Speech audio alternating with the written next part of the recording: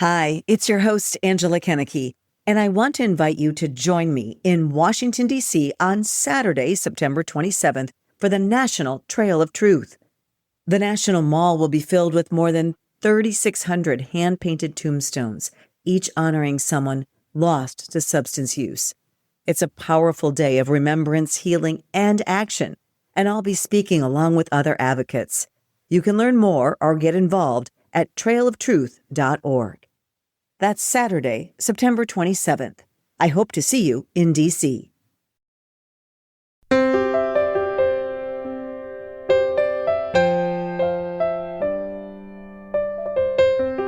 Everyone is grieving on some level. Most people are just trying to fake it through. I'm Angela Kennecke, and you're listening to Grieving Out Loud. Grief is something most of us will face in our lifetime, but it's not exactly coffee shop conversation. Gary Rowe is hoping to change that. Not only does he speak openly and honestly about grief, but he's also an award-winning author who's written more than 20 books on the topic. I have learned that grief can absolutely take over a life and sabotage us. It can do that. I have also learned that people can endure unbelievable losses and trauma. On this episode of Grieving Out Loud, Gary opens up about his difficult childhood, what he's learned about grief and resilience over the years, and what he hopes others can take away from his journey. One of the questions that's really valuable for me is that when I'm anxious, when I'm frustrated, when I'm angry, when I'm upset, chances are I'm believing a lie somewhere. So what lie am I currently believing? If you practice that, I've discovered sometimes I can figure it out pretty quick.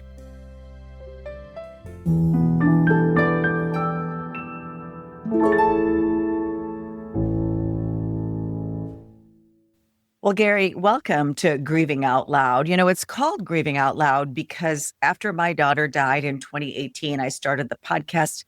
A few months later, in April of 2019, almost a year later, I started the podcast and I felt like I was grieving out loud, like I was just going to talk about my grief, talk about what happened, talk to other families who've been through something similar. And I think we have a lot of new families joining us all the time, people who are new to grief. And those first few years are so brutal when it comes to grief. Yes, they are. And you are really an expert on this subject. Tell me how you became an expert on grief. I don't know what an expert on grief is. People call me that, but I don't know what I've done to deserve that title. I was raised in an atmosphere of grief. It was really an atmosphere of mixed messages, sexual abuse, multiple losses, multiple deaths. Lost a best friend at the age of 11. My parents, soon after that, separated and divorced. My mom went into mental illness and just kind of disappeared. My dad died very suddenly, and I was functionally orphaned by the age of 15. And so with that background, I very quickly, even as a teenager, said, I have to figure out a way to heal from this. And if I can do that, I would like to be able to use this for good somehow for other people. And so that really led into an entire adult life of ministry, missionary work, pastor, etc. And all the time, though, I found myself drawn to grieving, hurting, suffering people, and they being drawn to me. So I guess it was just kind of a natural progression over a number of years to figure out, how do we grieve out loud well, and how do we turn around and use our grief for good for other people somehow? Well, Gary, it's fascinating to me that you made a decision at age 15 to use your grief for good, because so many people go the opposite way, right? They become self-destructive. And we know that grief is the root of most addictions, most self-destructive behaviors, right? And you went through it. Boy, I always say all children of divorce are experiencing grief, the loss of their nuclear original family. And my kids come from a divorced family, and I'm very aware of that. And I think a lot about that with my daughter. She was the oldest and probably experienced the most grief in the dissolution of that relationship. But I just wonder, what was it about you at 15, do you think, that made you go kind of in the bright side instead of the dark side, which so many people still don't seem to be able to avoid? I don't know, but I have a sneaking suspicion. Somewhere in there, about the age of 11, I came to know Jesus. I developed a personal relationship with him, and I was a competitive swimmer during all this time. And so that connected me with other kids and other families. And it was actually one of those families that watched all this going on. And when my dad died, took me into their home for the remainder of high school. No paperwork, no adoption. They just took me in, and I began to heal in their household. I experienced love and support and acceptance and boundaries and all the things that I hadn't really gotten up until then. And it really changed the trajectory of my life. So I credit them for that.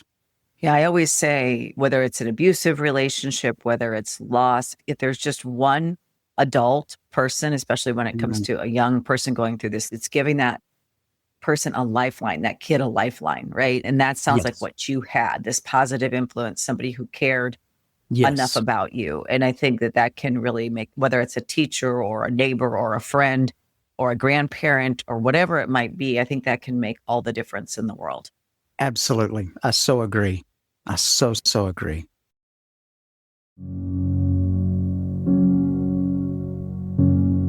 While Gary credits his faith in God for helping him persevere and move forward in his grief, not everyone experiences loss in the same way. In fact, in a previous episode of Grieving Out Loud, a thanatologist or grief educator explained the 4 main ways people grieve, with one of them being spiritual. Here's Dr. Mark Vandebroek. We question our belief. Yes. When Emily's robbed from you, you go, why?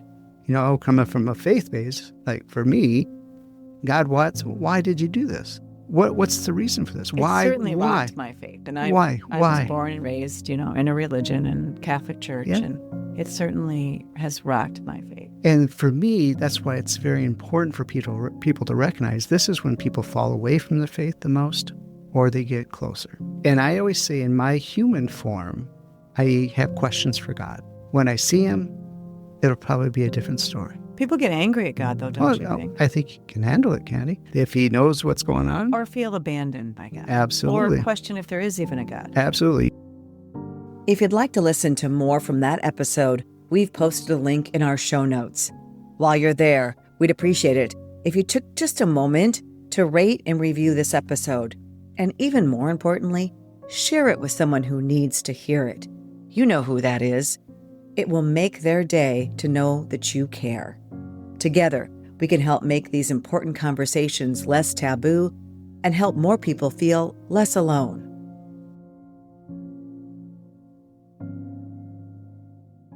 So, people going through extreme grief can turn to their faith, but some people lose their faith in this process. Yes. Many people, either immediately or somewhere down the road, experience a faith crisis. The way I like to put it is, usually, if the foundation of their faith isn't thick enough, in other words, they kind of have ideas about things and they sort of believe things, but it hasn't really been tested in the fire, so to speak, chances are their faith will not survive a huge, significant, traumatic loss. For those whose faith is really the main part of their life, and they don't expect God to, I guess, be the one who steps into everything and makes everything okay all the time, those people tend to do a little bit better. But you're right. No matter who you are, no matter how deep your foundation in your faith is, you experience significant loss. It's going to shake your soul. It is going to shake you spiritually. Your relationship with God, whatever it is, will change. Hopefully it will grow closer, but you're right. For so many people, that is not the case. I think for me personally, when I went through this with my daughter, I think what I lost faith in was religion, organized religion, not God, which, may not sound right to some people. And I think it was because my church, there was one person who was there for me, but overall, my church was really not there for me. And I felt like I was sort of told, raise a child up the way they should go. And I did all these things that were so hard to do and got my kids to church and to religious ed and to even Catholic school and all these things. I'm Catholic, but I think I really had a crisis of faith in the religion, but I never stopped believing in God. I think that's an excellent summary.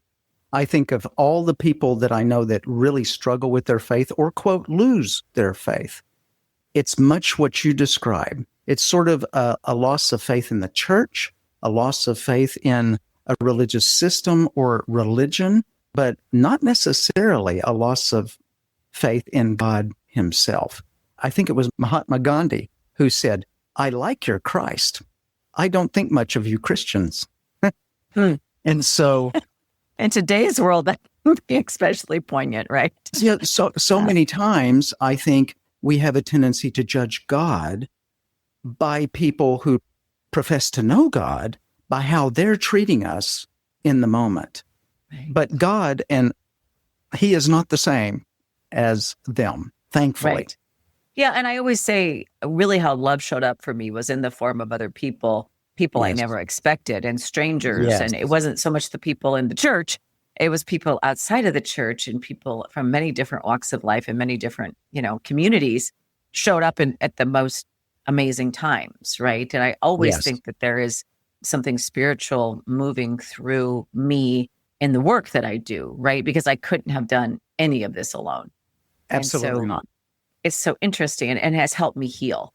And I'm not going to say I'm ever going to be fully healed. I think that's the other thing about grief, and our society is so grief intolerant. And you're out there talking about grief like me all the time.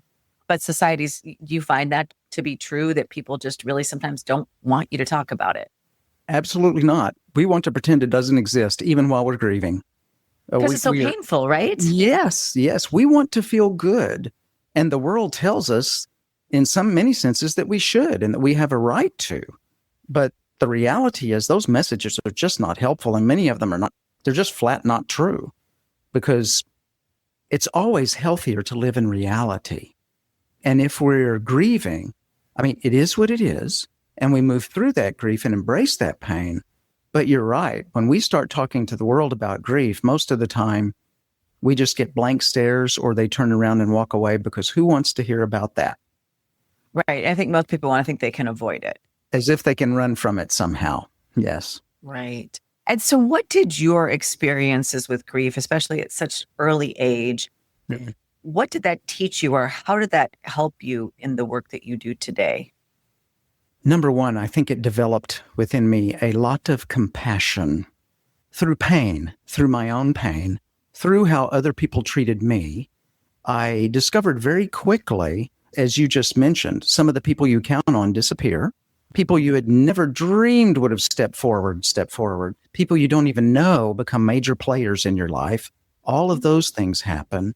And I also discovered from my high school friends who didn't know what to say and somehow had the wisdom to keep their mouth shut.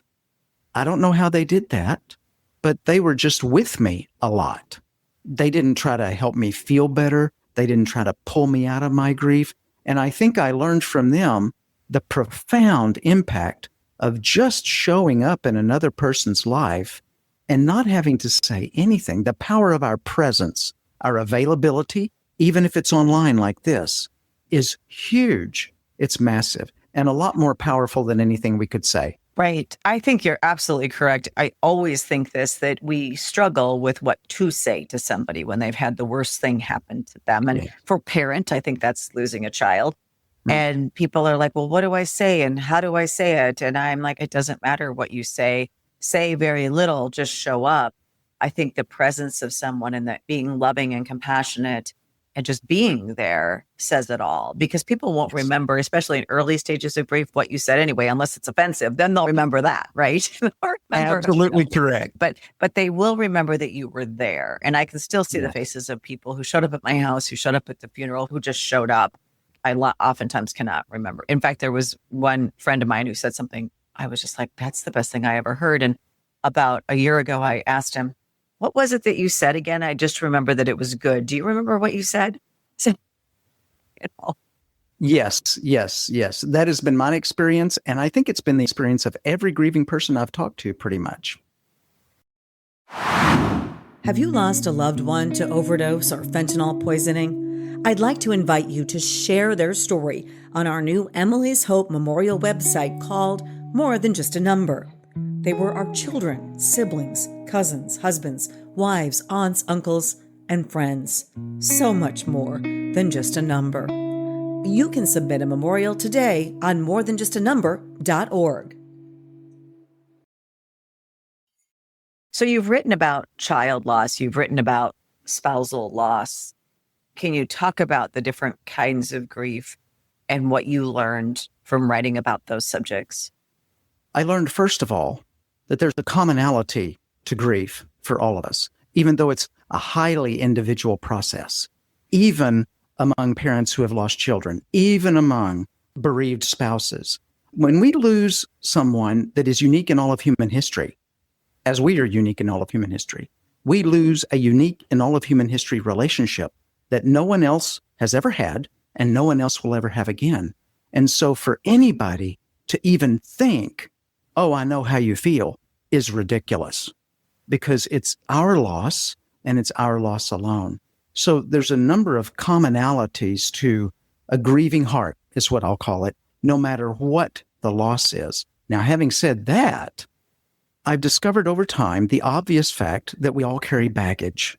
And so whatever we bring into the loss with us makes our loss very, very unique. Our background, our physical health, our emotional health, our support network, what kind of loss it is. Was it traumatic? Did we get closure? All of those kinds of things.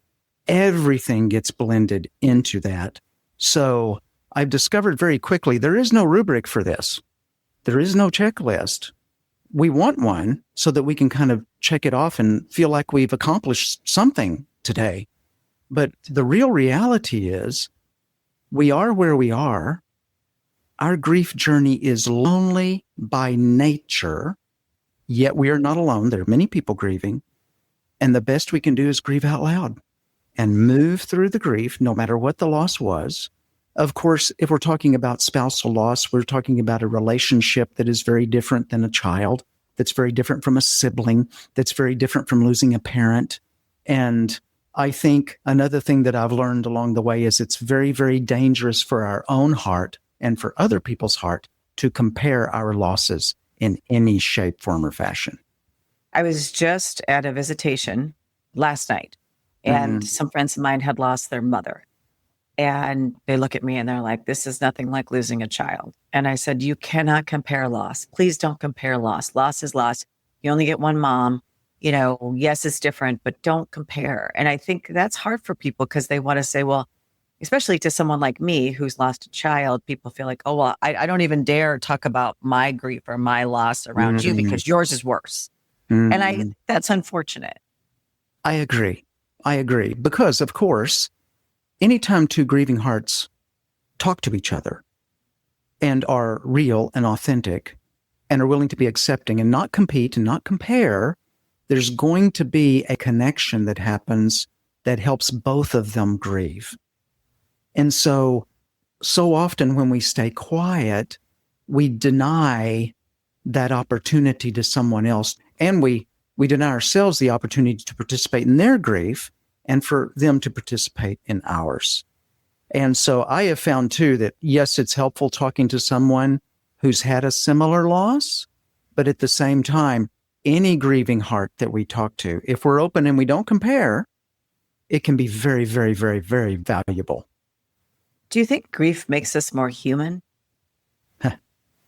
Yes, because I think most of the time we live in denial that the world is a different place than the world that we live in. That it's a world where somehow we can construct our own Garden of Eden. That somehow we can make things happen and keep things from happening, even though our loss tells us, you know what, anything can happen to anyone at any time. And that's a terrifying thought, but it's reality. And if we live in the reality of, I am really connected to everybody else around me in some shape, form, or fashion. How do I love them well today? That's a big deal. If we can do that, that's a big, big deal. I agree. That is a huge deal because the humanity of grief and how it connects us and it connects you to another human being. And I think it's the ego that wants to control everything, that wants to think I can control the outcome. I can control whether someone lives or dies. Yes. I would say, if I get all biblical on us for a minute, that the root of all sin is pride, arrogance, which is thinking in some shape, form, or fashion, I am God, that I'm in control, that the self is most important. And when we get there, then our ability to love and connect with other people goes way down. And the mind wants to control. I mean, you take Yes. pride out of it. The mind has a need to control, to feel like we have some semblance of control and we have so little. And I think that's what's scary as someone who's gone through the loss of a child, is that I realize that this can happen at any moment to anybody. And it's hard not to live your life in fear that it will happen again. And I've interviewed parents on this podcast who've lost more than one child. That is a frightening place to live sometimes. Absolutely. When we get hit in a certain location hard enough, if it were physically, we would carry the bruise, we would carry the wound. And anytime anything from life bumps that wound, we're going to feel it again.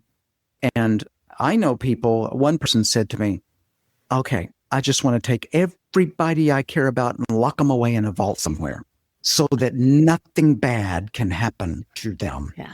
And so fearing the other shoe dropping, it's natural. It's common. I think we all experience that on some level. But yes, it can lead to living in fear, and fear is a very powerful motivator.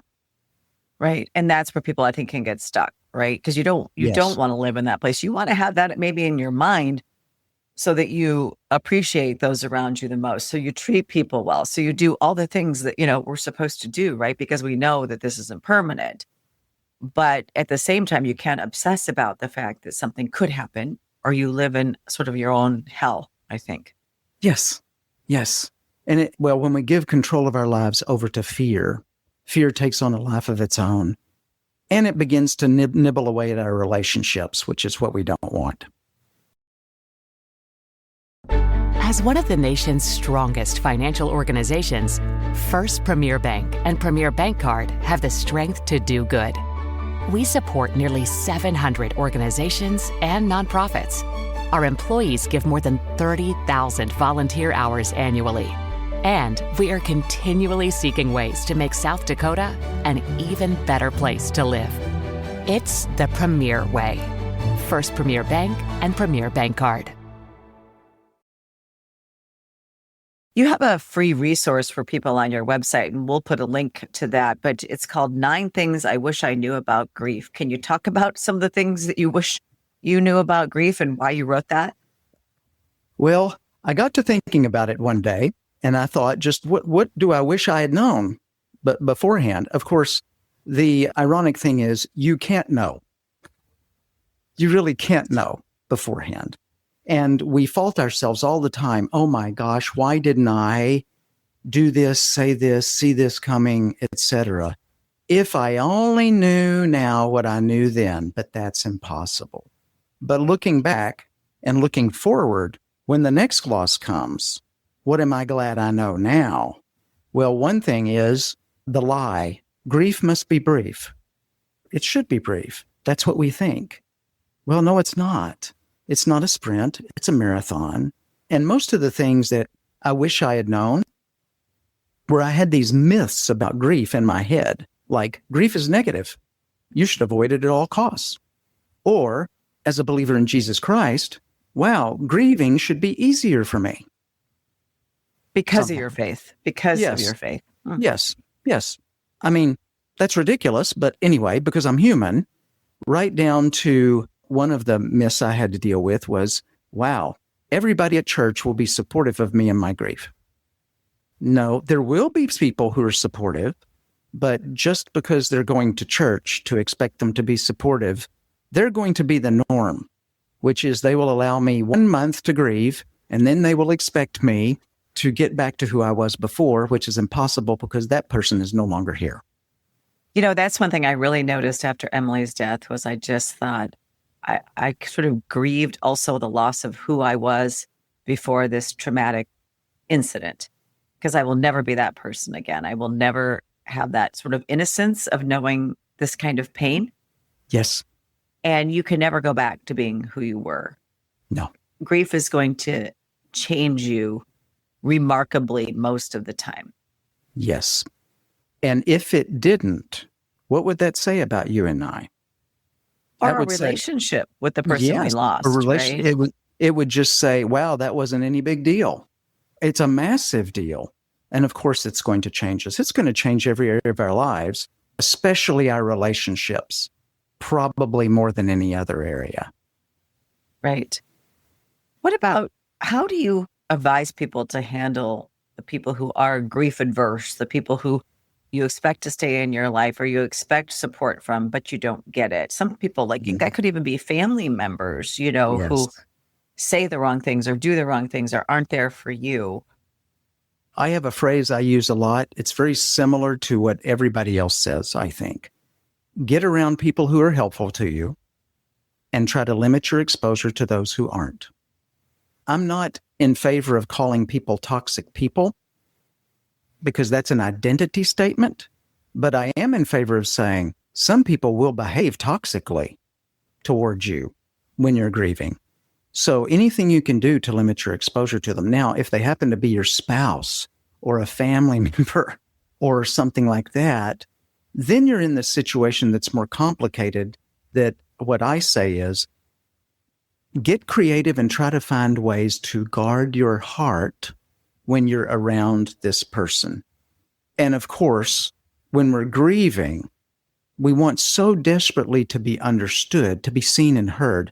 But if the other person is not going to give us that gift, if they're just not, and we know it, then we would be wise to, if possible, not share our hearts with them because they're just not trustworthy of our heart with regard to this and our grief.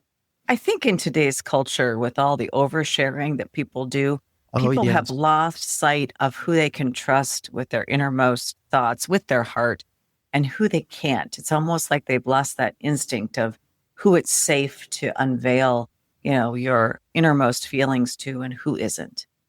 I agree. I'm a big believer in track record. What's the person's track record with me? Every time I share about my grief, they respond negatively. They try to fix it. They tell me what to do. Maybe they just change the subject. Well, if that's their track record, excuse me for saying this, I'm a bit of a dummy. Stop doing the same thing and expecting different results, right? I mean, that's saying, yeah. Yes, they have a track record. And so find a person with a track record that's mostly supportive, because none of us are perfect. And there's going to be days when we're not going to be as supportive as we would other days. And we have to give people grace. But mostly, if their track record is they're a supportive person, then they're a good person to be around during this time. We have a support group, and it's all parents at my organization, and all different time frame. I would call it different time frames of grief, right? Different seasons of grief. Some of us are a little further along. Some people are within the first weeks or months of losing someone. And I think during those first weeks or months, the pain seems so unbearable. You think, how can I go the rest of my life feeling like this? I don't know how I'm going to do this. Yes. What do you say to people in those early stages who are feeling that overwhelmed, debilitating grief? Yes. I would say, number one, what you're experiencing is natural and common. I don't say normal because I don't know what normal is anymore, but natural, absolutely. Common, absolutely. And I often say, if you're wondering if you're feeling something too intensely, just think about it like a math equation. Put your loss on one side, put an equal sign in the middle, and put what you're experiencing over here. Does your loss equal what you're experiencing? And most people go, oh, yes. So it's congruent. So you don't have to worry about yourself because what you're experiencing is exactly in line with reality. The other thing I say is, it's hard to imagine this right now. Please understand, now is not forever. Things will change. This is the constant in our lives. Things will change. And I think that it's not that grief will go away completely. Time has a way of softening the blow, right? I would say you learn to live with it. It's not that you're just going to forget about it, go on, be the same person you were, all the things kind of society or some people in society want to believe or want us to do. Yes. But the pain is not as intense. There might be some times of intensity of pain, even 10 years out, 20 years out, however long, but that it's not as intense as much as time goes by. Absolutely. I think that's very, very, very accurate. We have these spikes, and we can't predict the spikes, but they will come. They can come after 40 years. I mean, if it's the right trigger, so to speak. But on the whole, yes, slowly over time, what happens, and, one of the misnomers is time heals all wounds. No, but healing does take time. And I like it when you said, I'm never going to be fully healed. Now, it's much like breaking your leg. Your leg is never the same. You can have surgery and a doctor can tell you good as new. No, it's not. I mean, it's, quote, fixed and you heal, but lo and behold, the weather gets cold enough and you know that you had a broken leg at one point. So you're never fully the same and you never fully heal, but you do move through the grief. And time does not heal all wounds, but healing does indeed take time.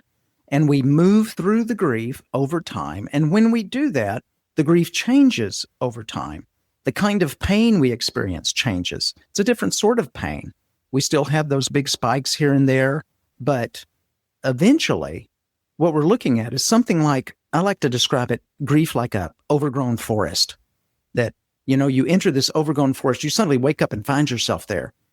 There's not really a trail, but you can sort of see a path, but there's debris all over the path.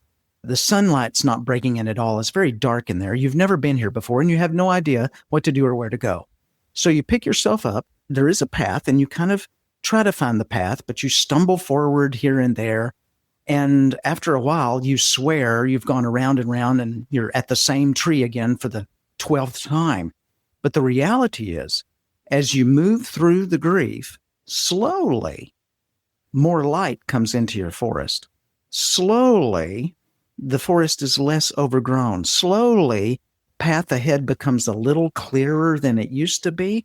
And you begin to see the obstacles and understand what they are rather than simply tripping over them. And eventually, there is more light in your forest and you can see clearly how to move forward, but you're still in the forest. You still feel the grief. Life is not the same. It's just not the same world anymore. Yeah, I love that analogy. That's a beautiful analogy that I think people can really visualize and relate to. So I asked you what you learned from your grief, especially at such a young age. What have you learned from others about grief? I have learned that grief can absolutely take over a life and sabotage us. It can do that. I have also learned that people can endure unbelievable losses and trauma and somehow heal and somehow contribute and make a difference in other people's lives. And there's a lot of us in the middle of those two extreme examples. And I've learned that, again, there is no checklist for this. There is no rubric for this.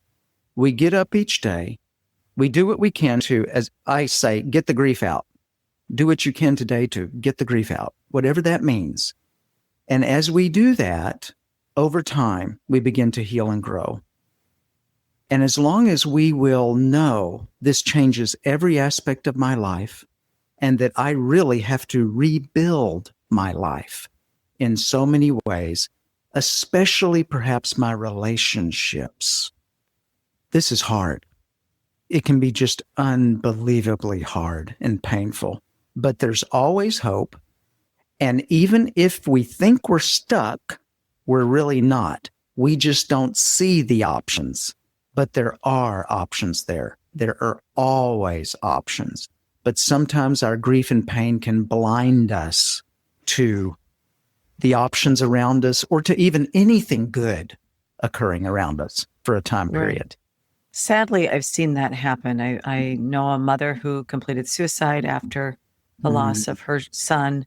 I know of another mother who drank herself to death, killed herself in that way. I mean, so it can be hard for some people when they're in that dark forest that you mentioned Absolutely. to even see even the slightest bit of path to start taking those steps forward. And do you have any advice? Because I know there are other people impacted by the outcomes, what happened with those people. I mean, it's just everyone's connected, and it's just so difficult when you do have people that get stuck in the despair and pit of grief. Yes. Yes. I'm glad you used the word pit. I think it's very, very, very descriptive. When we're in a pit, and when we're in the deepest pit, and when we look up and we can see no light, the one thing we need to do is not isolate ourselves. Isolation can be deadly. And it's certainly not healthy. At the very least, it's not healthy. We must, even though everything within us might say, no, I don't want to reach out. No, it's not going to do any good. No, no, no, no, no, no. There's a part of us sometimes when we get that deep in the pit that there must be a part of us where self-hatred kicks in and where we want to do damage to ourselves somehow, or we feel guilty or whatever, or we want to get back at someone else. I mean, whatever the case might be. But we in those moments need to connect with other people, even if it's calling the suicide hotline.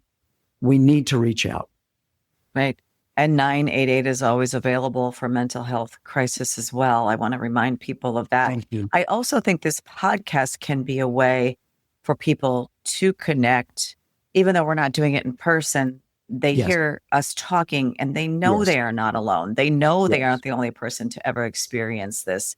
And this is a form of connection, even if it's not the preferred personal connection. And I would encourage everyone to do that through a counselor or a grief group. And, there's these huge groups now of parents who've lost kids to fentanyl poisoning or overdosing. Yes. All these moms, we all know each other. We show up at the same meetings and, there's some community and some connection in that too. So wherever you find your connection, you need to do it. Yes. We are clearly designed for relationship. We need connection. We can't survive without it. Right. Good point. And connection saved your life. Connection with another family when you were younger saved your life. And I think it's sad when we lose people in this way because it should be that way. We should have stronger support systems in place, but they're not always there. No, they're not.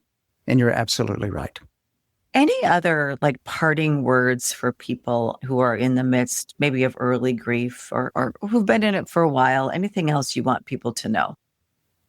I think a lot of life is about discerning what the truth is and what lies I'm currently believing, either about myself or about the world. In this case, it could be a lie about grief, or I should be past this now. I should be here, but I'm not there. People should be more supportive than they are. All of these things that just don't contribute to our grief process. So I think one of the questions that's really valuable for me is that when I'm anxious, when I'm frustrated, when I'm angry, when I'm upset, chances are I'm believing a lie somewhere. So what lie am I currently believing? If you practice that, I've discovered sometimes I can figure it out pretty quick. It's pretty obvious. And usually those have roots all the way back in my childhood. They usually have roots way back for all of us. And that's helpful because these are repetitive lies that we believe. And if we can expose them and say, okay, that's a lie. What's the truth? Okay, here's a lie. I'm alone. I feel alone. Well, that's different. Yeah. I feel alone versus I'm alone. That's two very different things. I feel alone is true. I'm alone. That's a lie. The reality is we're all in this together. We just might not be feeling the connection right now. And we might be feeling very, very, very alone, but we're really not alone. Everyone is grieving on some level. Most people are just trying to fake it through. Yeah, that's important to keep in mind. Everyone's going through something on some level. And I think you've provided some wonderful insight and advice for our listeners today, Gary. And I would encourage everyone to head to your website. We'll put a link in the show notes. You want to say what it is for us? Sure. It's just my name, Gary Rowe, GaryRoe.com. You have some great resources there, and they can also order your books. How many books have you written on this subject? Over 20. Wow. And you speak all over the country on grief. And thank you for what you're doing. I'm so glad we're changing a little bit as a society, where there are enough of us now who are speaking out about grief and talking about it that it's a little bit more acceptable than it was, say, 30 years ago. I agree. Yeah. I say we keep chipping away. Yeah. Thank you, Gary. Appreciate it. Thank you very, very, very much. Thank you so much for joining us for this episode of Grieving Out Loud. You can find more information about Rowe's books in the show notes of this episode. We've also posted links to other podcasts where we talk openly and honestly about grief and healing. No matter what you're going through, you are not alone. We hope these conversations can help. Thanks again for listening. Until next time, wishing you faith, hope, and courage.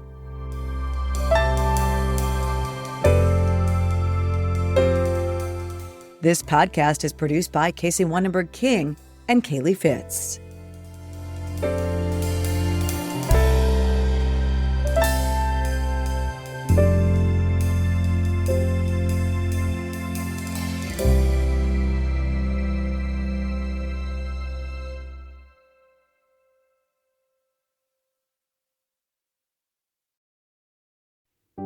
Are you ready to protect the next generation from the dangers of substance use?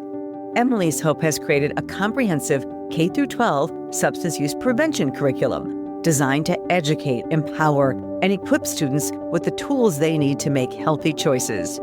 Our age-appropriate lessons start in kindergarten and build through high school, using science, real stories, and interactive learning to help kids understand their bodies, brains, and risk of drug use. We're already reaching thousands of students across multiple states, and we're just getting started. Visit emilyshopeedu.org to learn more and share our curriculum with your school administrators and counselors. At Emily's Hope, we believe prevention begins with education. Let's work together to keep our kids safe.